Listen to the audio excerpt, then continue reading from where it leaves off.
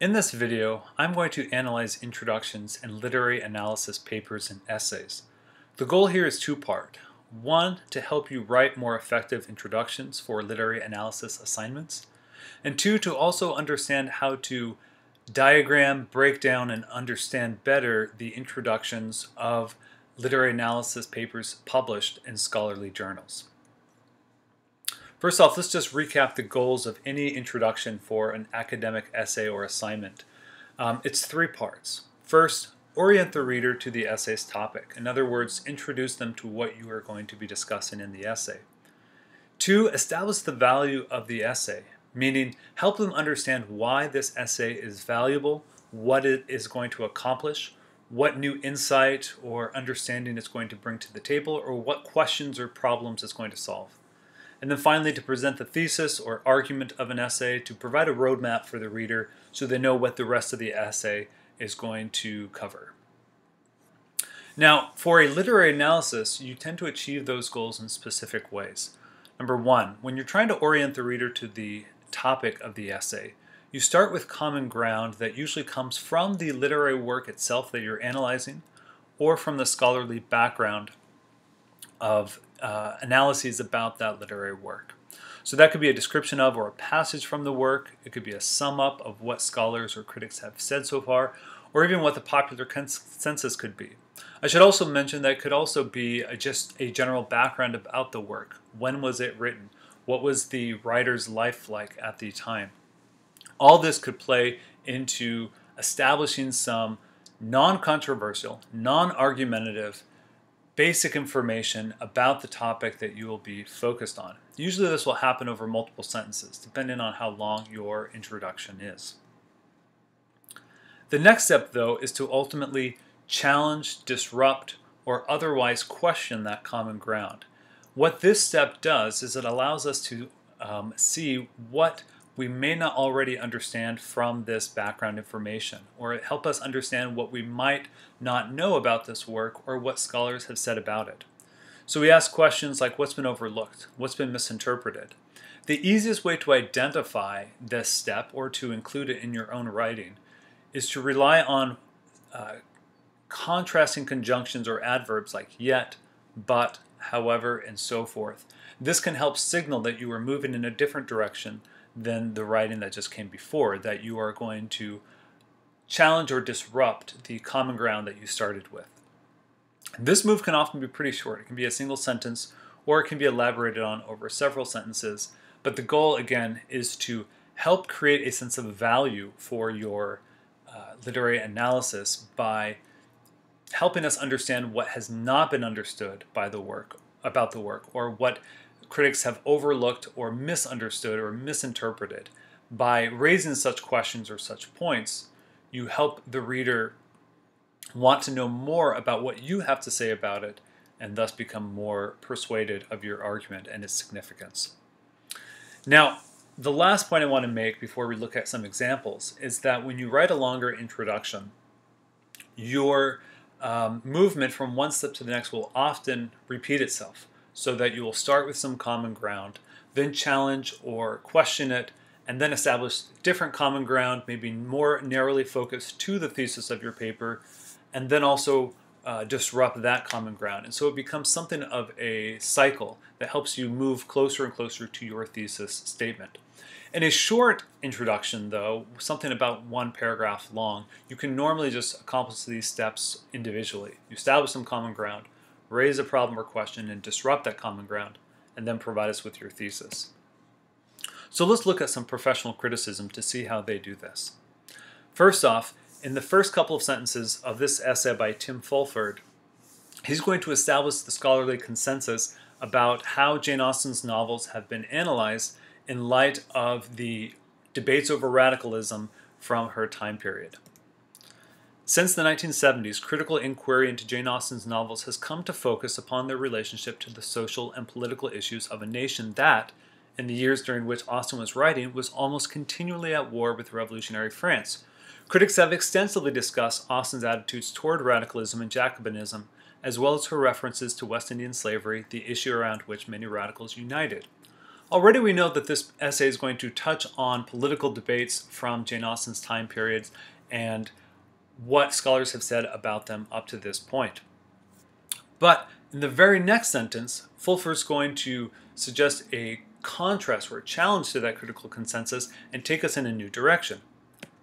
Yet it is only in the last few years that they have begun a detailed scrutiny of her part in some of the most urgent debates of the period. So we know that we're moving away from things like West Indian slavery to things that might have been more prominent in the time. And you'll notice the use of the word yet there to help signal that contrast, that disruption of the critical consensus.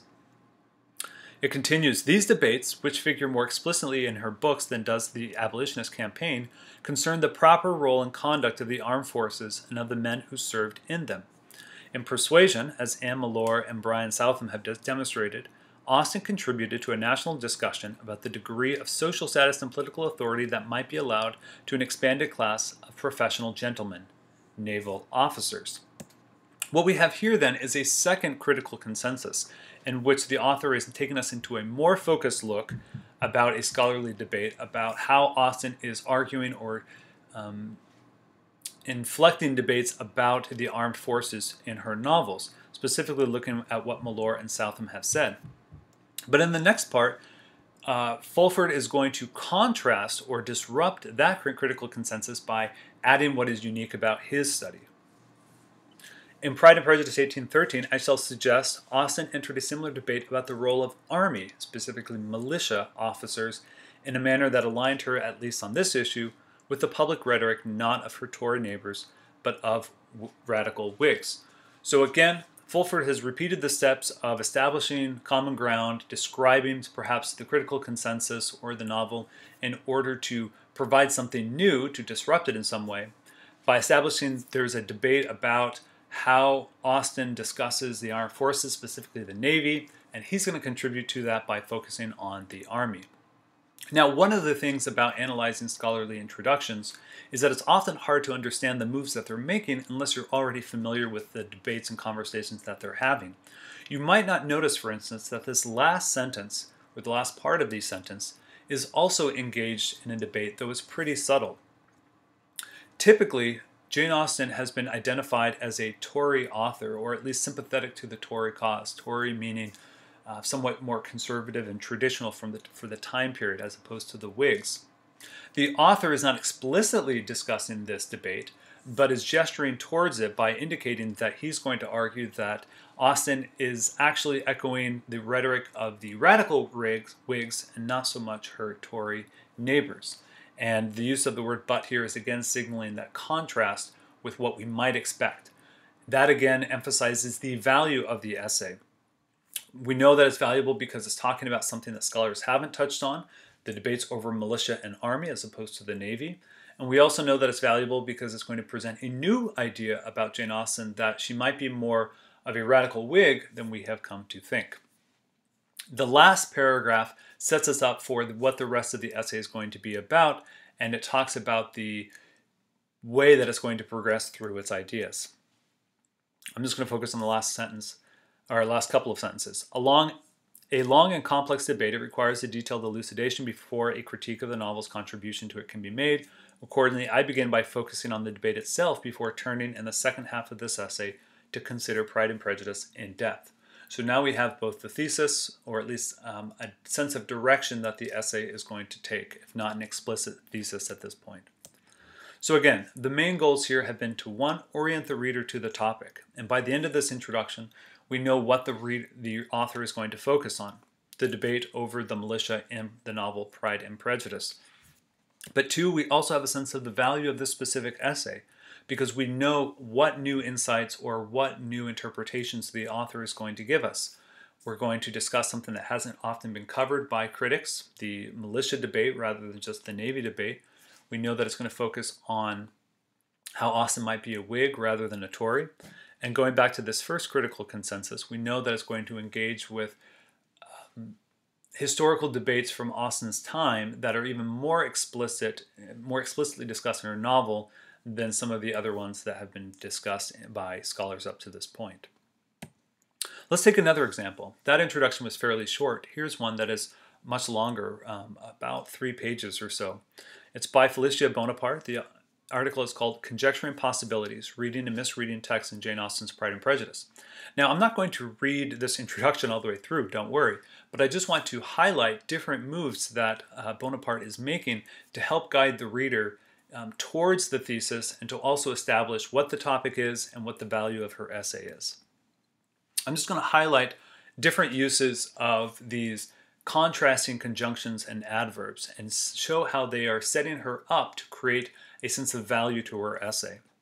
In the first part of her essay, she's going to discuss and describe the moment where Elizabeth Bennet reads the letter from Darcy after his unsuccessful proposal.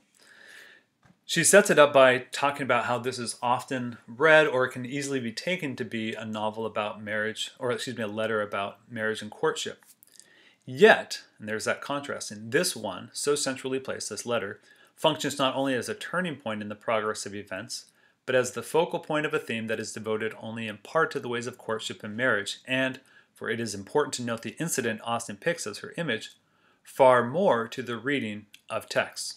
So what she's doing here is shifting our attention to say we may have overlooked the meaning of this passage. It's not just about marriage. It's actually about interpretation and the way that we read. And she goes on to bring up some critics who have also talked about this. Kelly and Newey are right to argue that in this novel, the reading of text stands as both a fact and a metaphor, for Austen speaks here of reading the world as well as the word.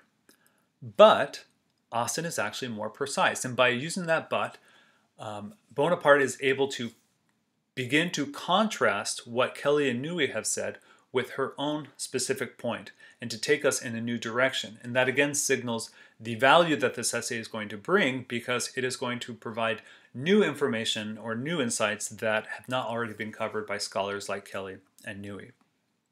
Now we could go on from there, but the general point is that she is going to set up different scholarly consensus or descriptions of the novel and then offer some challenges to that. So for instance, she'll talk about how authors tend to not to see, how scholars tend not to see Austen as especially philosophical. And then she'll say, yeah, Austen is highly philosophical, alert both to ideas in general and to the currents of the time. What is deceptive, she goes on to say, is that philosophy tends to be embedded in her characters and in her plots. But, she points out, once in a while we do in fact find a moment so abstract as to convince us beyond doubt that Austen's purpose is philosophical. Again, showing us how we may have overlooked key aspects of her work. Now, I've highlighted this phrase here because it's not a contrasting conjunction or adverb, but rather it's what we call meta-writing or meta-commentary. It is where authors help us understand what's happening in their writing as they write about it. So when it says, its vocabulary, and Austen, as I shall show, uses lexical devices to guide the reader through her argument, that as I shall show signals to us that this topic is going to be taken up at a later point, and it helps us organize the different ideas that we are going to have. This is another key thing to watch out for and to also use in your introductory writing. Let's see how this introduction ends. Again, I'm not going to read all of this, but I'm just going to highlight some of the contrasting conjunctive adverbs and the different phrases that help signal to the reader how we are moving through things. At the top of this page and in the page before it, the author had summarized some of the critical debate and the positions of scholars like Zelda Boyd. She follows up by saying, I agree with both these claims, but believe we must go further. In other words, the scholars have got it partially right, but here's something that they've missed, or at least this essay is going to elaborate on what they've missed. In Pride and Prejudice, Austen enters the great debate on epistemological questions raging at that very moment between the empiricists and the rationalists. That she sides not with the rationalists, with whom she has always been associated, but rather with the empiricists. In other words, what the author is going to argue is that while scholars like Ferrer, Simpson, so forth, have argued that Pride and Prejudice and Jane Austen have largely been, she is associated with the rationalists, this author is going to argue that it's actually quite different, that we should put her in the camp with the empiricists. Again, signaling the value of this essay because it's helping us understand or reinterpret something that we might have already thought was settled. These phrases right here are examples of the type of meta-commentary and writing you might use when moving into the thesis or outline portion of your introduction. In this essay, I explore. That signals this is what my thesis is going to be, this is what I'm going to argue, or this is the specific topic that I'm going to take up. As I shall show, goes on to signal what the different parts of the argument is going to be. I should also like and pass in to take note is also again signaling what's going to happen later on. All of these different moves allow the author again to accomplish the two main goals of an introduction, or at least the three main goals. That is to orient the reader to the topic, to help us know what is going to happen, and we do that best by providing a description of the novel or of the work, or by summarizing the scholarly or popular consensus, and then establishing the value of their specific essay by challenging or disrupting that description or summary, helping us see what's been overlooked, helping us signal that this essay is going to cover new information or new perspectives that we may not have considered, and certain adverbs and conjunctions like but, yet, however, are a great way to signal that either when you are writing or identifying those words when you are reading to figure out where those moves are happening.